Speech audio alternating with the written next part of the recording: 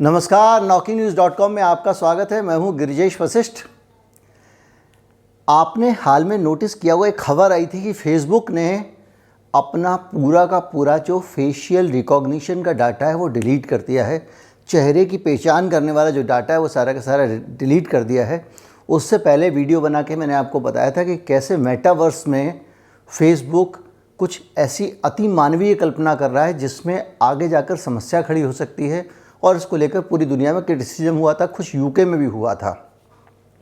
Facebook एक ऐसी तकनीक डेवलप कर रहा था जिस पे लोगों की निजी जानकारियों को कर रहा है को इकट्ठा करके और एक ऐसा लोक बना देगा जो इहलोक नहीं है, वो कोई और लोक है, और जिसमें आप हो सकता है कि अपने दिवंगत परिजनों से भी मिल सकें। इस तरह की बहुत सारी बातें चल रही थी, और अब ये सामने आ गया है कि फेसबुक ने फेशियल रिकॉग्निशन का डाटा डिलीट कर दिया है, क्योंकि मेटावर्स के आने के बाद ये आशंका थी कि जो लोग फेशियल रिकॉग्निशन का डाटा फेसबुक को दे रहे हैं या उनसे ले रहा है, उस डाटा को वो मेटावर्स में इस्तेमाल करके गलत इस्तेमाल कर सकता है। और अचानक फेसबुक ने ये डाटा डिलीट करने का जो ऐलान किया है, ये आसान ऐलान नहीं है। इसके पीछे बहुत सारी वजह हैं। मैं आपको बताऊंगा वो कौन सी मजबूरी है, कौन सी वजह हैं जिनके कारण फेसबुक को इतना बड़ा फैसला लेना पड़ा, और अब ये डाटा डिलीट करने के बाद भी क्या फेसबुक उनसे बच पाएगा। कहीं मत जाइए, चैनल को सब्सक्राइब कर लीजिए। अगर हमारे चैनल को आप आर्थिक तौर पर सपोर्ट करना चाहते हैं तो हमारा UPI ID डिस्क्रिप्शन में सबसे नीचे है, उसके ज़रिए भुगतान कर सकते हैं। बारकोड स्कैन करना है अगर, तो वीडियो ख़त्म होने के बाद में मिलेगा।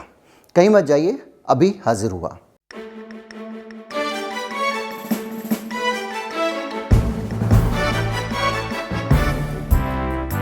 कहानियाँ कई हैं, कहानी वो भी है जो आप समझ रहे थे अभी तक कि कैसे अमेरिका के सीनेट में फेसबुक के ख़िलाफ़ प्रॉपर डॉक्यूमेंटेशन और दूसरी चीज़ें हो रही हैं और वहाँ टेस्टिमनी दी जा रही है। लेकिन कहानी उससे भी पहले, और भी बहुत सारी कहानियों से पहले, जो पहली कहानी है वो ये है कि यूके में फेसबुक समेत सभी मीडिया कंपनी, जो सोशल मीडिया कंपनियां हैं, इनके लिए कड़ा कानून बन रहा है। और ये कानून कह रहा है कि समाज को हानि पहुंचाने वाले कंटेंट के लिए अब जो सोशल मीडिया कंपनियां हैं, उनके जो बड़े बड़े अधिकारी हैं, जो सीनियर हैं, जो चीफ हैं, जुकरवर्ग के लेवल के लोग भी हैं, वो सीधे ज़िम्मेदार होंगे। पहली चीज़, उनके खिलाफ़ मुकदमा चलेगा, उनके खिलाफ़ कार्रवाई की जा सकती है, क्योंकि ये छोटी बात नहीं है। किसी समाज को आप नुकसान पहुंचा रहे हो, उस समाज में सांप्रदायिक घृणा पैदा कर रहे हो जिसके कारण दंगे होते हैं, लोग मरते हैं, तो आपके खिलाफ़ भी मुकदमा चलाया जाना चाहिए, और आपके लिए खिलाफ़ भी हो सकता है कि आपको जेल भेजा जाए। ये चीज़ें अब ब्रिटेन ने सोचनी शुरू कर दी हैं। ब्रिटेन एक ऑनलाइन सेफ्टी बिल ला रहा है, और इस बिल के अंतर्गत किसी भी तरह की कसर करने के लिए सोशल मीडिया कंपनियां सीधे ज़िम्मेदार होंगी। और इसके लिए बाकायदा वहाँ की जो नेडिन डोरिस हैं, कल्चर सेक्रेटरी हैं यूके की, उन्होंने पर्सनल क्रिमिनल लायबिलिटी का प्रावधान कर दिया है। ये एक अपने आप में बड़ा विषय है। भारत को इसकी बहुत ज़रूरत है, सिर्फ इस मामले में नहीं, ज़्यादातर मामलों में। इसमें सोशल मीडिया कंपनी को जो है बाकायदा एक मोटा जुर्माना देना पड़ेगा, जो उसके टर्नओवर का, कंपनी का जो टोटल टर्नओवर है उसका 10% तक हो सकता है। अगर फेसबुक जैसी कंपनी का नंबर आ गया तो ये अरबों रुपए में होगा। इससे कंपनियां हिल गई हैं, और ये जब कानून लगेगा तो कहीं के, ज़रूरी नहीं है कि ब्रिटेन के भौगोलिक क्षेत्र में हो तभी वो लगाए, कभी कभी इधर उधर भी हो जाएगा, ये बात मान के चलिए। जब ये कानून आता है तो आपके दिमाग में एक चीज़ ज़रूर आती होगी, मेरे दिमाग में तो आई थी, कि किस तरह से कुछ समय पहले फेसबुक की एक विसिल ब्लोअर थी, उसने 32 साल की उम्र में फेसबुक की नौकरी छोड़ दी, उसको लाखों डॉलर को उसने ठुकरा दिया और जाके वहाँ पहुँच गई, और उसके बाद में उसने मीडिया में जाके अपनी सारी चीज़ों को वॉल स्ट्रीट जर्नल पे खोल के रख दिया। न्यूयॉर्क टाइम्स ने बड़ी स्टोरी की, और सीनेट में अमेरिका के उसका टेस्टिमोनियल हुआ जिसमें वो सारे डॉक्यूमेंट पेश किए। और ज़्यादातर डॉक्यूमेंट जो पेश किए गए वो डॉक्यूमेंट भारत से जुड़े हुए थे। उसमें बड़ी संख्या में भारत से जुड़े हुए डॉक्यूमेंट थे।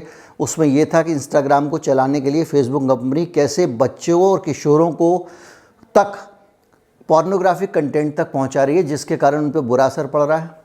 इसके अलावा गंभीर इल्ज़ामों में ये भी इल्ज़ाम था कि भारत के अंदर राजनीतिक उद्देश्य से हिंदू, मुसलमान और ख़ास तौर पे मुसलमानों के प्रति नफ़रत वाला जो कंटेंट था उसको फेसबुक जानबूझकर नहीं रोकती है। और उसको रोकने के लिए जब कोई कर्मचारी कहता है कि भाई नियम के अनुसार ये रोकना चाहिए, हमारे कम्युनिटी स्टैंडर्ड्स की इजाज़त नहीं देते हैं, तो फेसबुक बाकायदा उसके बावजूद कोई ना कोई बहाना बनाकर उस सामग्री को जाने देती थी। अंखी दास का मामला आपको याद होगा कि किस तरह से अंखी दास लगातार जो हेट स्पीच वाला कंटेंट था, जो मुसलमानों के प्रति नफ़रत वाला कंटेंट था, उसको रोकने देने को तैयार नहीं थी। और उसने कहा कि इससे बिज़नेस हित हमारे प्रभावित होते हैं। और ब्रिटेन में यही आरोप लगाया गया है कि फेसबुक समाज से पहले अपने बिजनेस इंटरेस्ट को अहमियत दे रहा है। अब क्या हो रहा है कि ब्रिटेन में जब ये कानून आ रहा है तो फेसबुक और दूसरी कंपनियां कह रही हैं कि साहब हमको 2 साल का समय दो ताकि हम इसमें ये बदलाव कर सकें, वो बदलाव कर सकें। लेकिन ब्रिटेन की कल्चरल सेक्रेटरी ने कहा ये सब बकवास बंद करिए, एक बात बताइए, आपको पता है आप गलत काम कर रहे हैं, लंबे समय से कर रहे हैं, तो अब आपको 2 साल क्यों चाहिए। मेटावर्स का जिक्र यहाँ पे भी आया है कि मेटावर्स जैसी टेक्नोलॉजी को बनाने के लिए जो कंट्रोवर्शियल है, जो भविष्य में ये भी आरोप लगा है कि मानवता के लिए खतरनाक हो सकती है, जो गरीब और वंचित तबकों के लिए खतरनाक हो सकती है, ऐसी टेक्नोलॉजी पे आप 10 से 20 हज़ार इंजीनियर लगा सकते हो। तो अपना एल्गोरिदम सुधारने के लिए उन इंजीनियर्स को क्यों नहीं लगा सकते हो। मेटावर्स बाद में बना लेना, पहले आप लोगों के प्रति नफ़रत फैलाने वाली और लोगों को नुकसान पहुंचाने वाली सामग्री को रोकने वाला काम करो। और इसके बाद अब फेसबुक ने ये कहा है, अपना बयान जारी किया है कि जो विसिल ब्लोअर ने निकाला था जिस तरह से कि जो मॉक एक्सरसाइज हम कर रहे थे वो हम इसीलिए कर रहे थे कि हम फेसबुक को क्लीन करना चाहते हैं, और जो बाउंड्री लाइंस थी उनको अब ठीक कर रहे हैं, उनको डिलीट कर रहे हैं और ग्रे एरियाज़ को हटा रहे हैं। मतलब कहने का ये है कि अभी तक बहुत सारी जगहों पे लोग फ़ायदा उठा के, चुप का फ़ायदा उठा के जो हेट कंटेंट डाल देते थे उसको रोकने का काम चल रहा है। एक तरफ वो कह रहे हैं रोकने का काम चल रहा है, दूसरी तरफ मैंने बहुत सारी चीज़ें निकाली हैं कि सोशल मीडिया साइट्स का दुरुपयोग करके भारत में किस तरह से भारत के समाज को बर्बाद किया जा रहा है, इसका ताना बाना ख़राब किया जा रहा है, इसको नष्ट किया जा रहा है। अब आपको बताता हूँ कि जबकि उसने डॉक्यूमेंट निकाले थे, वो तो निकाले थे 2019 के आसपास के, 2020 के डॉक्यूमेंट थे। 2021 में फेसबुक क्या कर रहा है, जब वो मॉक एक्सरसाइज कर रहा था उसका नतीजा क्या हुआ। 2021 में जब कोविड फैला तो सरकार का जो नकारापन था, सब जगह पे लाशें मिल रही थीं और बेहद दर्दनाक दृश्यावली थी, तो उस दौरान जब सरकार के ख़िलाफ़ लोग आवाज़ उठा रहे थे, तरह तरह से प्रेशर बन रहा था, तो एक कवि ने अपनी कविता डाली, केरल के कवि थे, और उस कविता में उन्होंने गुमशुदा वाला फ़ोटो डाला जिसमें प्रधानमंत्री मोदी गुमशुदा हैं, उन्हें कोई ढूंढो, और उसके साथ उन्होंने अपनी एक कविता डाली। फेसबुक ने उनकी कविता को ब्लॉक कर दिया और उनके अकाउंट को महीने भर के लिए सस्पेंड कर दिया कि 1 महीने आप लाइव भी नहीं कर सकते हैं। ये उनके ऊपर आरोप लगाया गया, कम्युनिटी स्टैंडर्ड के वायलेशन का आरोप लगा। तो बाकायदा उस वक़्त ये पॉलिसी का नाम लेकर उनका अकाउंट डिलीट कर दिया गया था। और इस तरह से बड़ी संख्या में लोगों को, मैं अपने वीडियो कई बता रहा हूँ आपको, हाल में जो वीडियो हैं जो जरा भी आलोचनात्मक होते हैं उनके विज्ञापन हटा दिए जाते हैं। और यूट्यूब की तरह वहाँ पे ट्रांसपेरेंट सिस्टम भी नहीं है कि आप अपील कर सकें, सीधे सीधे अपील करने का तरीका इतना टेढ़ा है, मुझे तो समझ में नहीं आया आज तक। खैर, तो अब जो है उसमें उस मामले में क्या हुआ कि सुप्रीम कोर्ट ने कान पकड़ के खींचा कि सरकार की आलोचना करने वाले कंटेंट को आप कैसे कम्युनिटी स्टैंडर्ड के हिसाब से गलत मान सकते हो, और वापस वो पोस्ट जिसको हटाया गया था उसको वापस लगाया गया। और फेसबुक कह रहा है हम चीज़ों को सुधार रहे हैं। इसमें इस वीडियो में पीएम मोदी का इस्तीफ़ा मांगा गया था, जो किसी भी लोकतांत्रिक जगह पे, किसी भी लोकतांत्रिक देश में कोई भी मांग सकता है। बाद में मामला सुप्रीम कोर्ट पहुंचा, मैंने बताया। अब आप आ जाइए त्रिपुरा की हिंसा पे। जो त्रिपुरा में अभी हिंसा चल रही है, जिस तरह से वहाँ पे लगातार एक ख़ास कम्युनिटी के ऊपर हमले हो रहे हैं, और ये पूरी दुनिया में, यहाँ से लेके पूरी दुनिया में कवरेज हो रही है, बीबीसी तक, भारत में भले ही नहीं हो रही है। तो उसमें पुरानी तस्वीरें उठा के, पुरानी दिल्ली के पुराने दंगे की तस्वीरें उठा के, और उन तस्वीरों को वायरल किया जा रहा है, साझा किया जा रहा है, ताकि वहाँ पे नफ़रत और हिंसा भड़के। और इसके लिए फेसबुक के प्लेटफॉर्म का इस्तेमाल हो रहा है और दूसरे सोशल मीडिया के प्लेटफॉर्म का इस्तेमाल हो रहा है। इन कंपनियों ने आज तक उसको रोकने के लिए कुछ किया नहीं है, ना कर पाई हैं। इसी तरह से त्रिपुरा के मामले में ही कुछ और पुराने बिहार में सिपाही जय श्री राम के नारे लगा रहे थे, उस वीडियो को उठा के इस तरह से फैलाया गया जैसे त्रिपुरा की पुलिस जय श्री राम के नारे लगा रही है। वो वीडियो वायरल हो गया और वो भी इन्हीं सोशल मीडिया पर चला। इस तरह की 10, 20, 50 गतिविधियां हैं, 10, 20, 50 ट्वीट हैं अलग अलग सोशल मीडिया प्लेटफॉर्म्स के, और सारी चीज़ें हैं वो फेसबुक पे लगातार भेजी जा रही हैं और दूसरे प्लेटफॉर्म्स पे भेजी जा रही हैं, और किसी भी तरह की कोई रोक नहीं है। त्रिपुरा जल रहा है और उस त्रिपुरा के नाम पे इस देश के पूरे देश में जो पॉलिटिकल पोलराइजेशन होता है, राजनीतिक ध्रुवीकरण होता है, उसका काम चल रहा है। क्योंकि त्रिपुरा पे लोग सोशल मीडिया प्लेटफॉर्म पे चर्चा कर रहे हैं और उसके ज़रिए वो घिसे पिटे पुराने झूठे 10 बार एक्सपोज हो चुके आरोप हैं, कॉन्स्पिरेसी थ्योरीज़ हैं, उनको दोबारा रिपीट किया जा रहा है और लोगों के दिमाग में भरा जा रहा है ताकि उत्तर प्रदेश के चुनाव में उनका लाभ लिया जा सके। एक सवाल आपने सोचा कि जिस भारत में हेट स्पीच के नाम पे विसिल ब्लोअर्स को बुला के सीनेट में उनसे उनकी गवाही ली जा रही है, जिन भारत की घटनाओं के बाद ब्रिटेन इतना सतर्क है कि वो एक कानून ले आया और सख्त कानून लेके आ रहा है जिसमें 10% तक टर्नओवर का जुर्माना लग सकता है सोशल मीडिया कंपनियों पे, इतने बड़े बड़े कानून बन रहे हैं, इतनी चिंता आ रही है। भारत में क्या हो रहा है?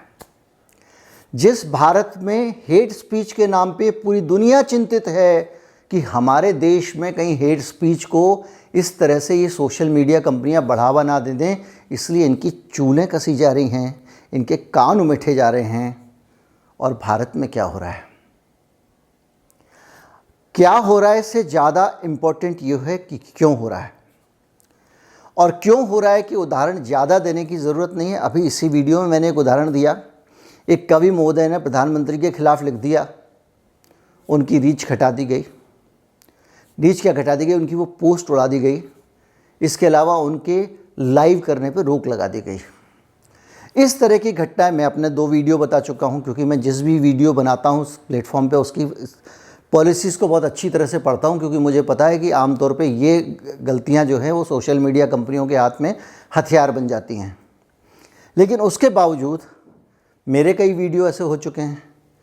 मेरी वेबसाइट पे जो स्टोरीज़ होती थी बड़े बड़े लोगों, जुगल वर्ग के ख़िलाफ़ और दूसरे लोगों के ख़िलाफ़, मोदी जी के ख़िलाफ़, उन सारी की सारी स्टोरीज़ को मोनेटाइज करने के लिए शर्त रखी गई, रिकॉर्ड पे है कि आप ये 32 स्टोरी हटा दें इसी फेसबुक पे। तो ये क्या हो रहा है? और अगर ये हो रहा है तो मैं इस पे बहुत गंभीर तौर पे बार बार इस बात को दोहरा रहा हूँ, ये हमारे देश की संप्रभुता में दखल है।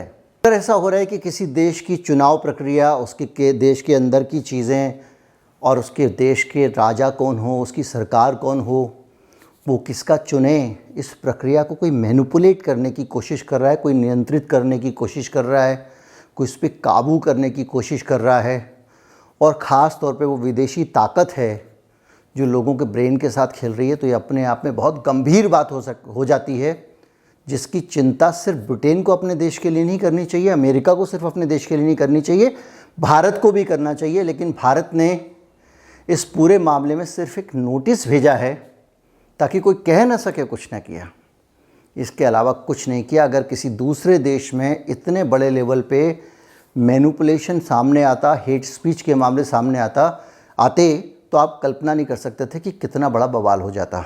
उम्मीद करता हूँ वीडियो आपको अच्छा लगा होगा। अगर अच्छा लगा हो तो ज़्यादा से ज़्यादा लोगों तक पहुँचाएँ। चैनल को सब्सक्राइब करना ना भूलें अगर नहीं किया है तो। चैनल को सपोर्ट करना चाहते हैं तो हमारा UPI ID है।